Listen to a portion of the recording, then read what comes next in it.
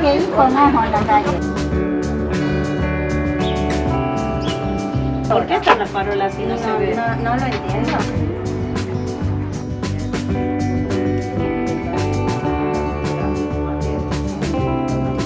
Para allá y aquí exactamente igual. Este camino lo odio. Un camino con esta escalera es muy difícil.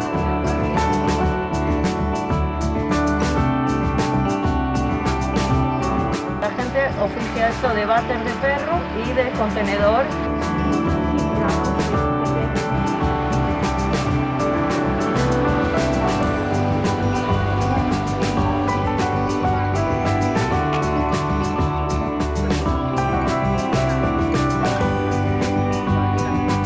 El nivel de conciliación familiar es realmente de los peores barrios. ¿Cómo camino por esta escalera? ¿Cómo subo por la calle si la calle es una cuesta al igual? Luego, en una segunda sesión, lo que haremos es hacer un itinerario.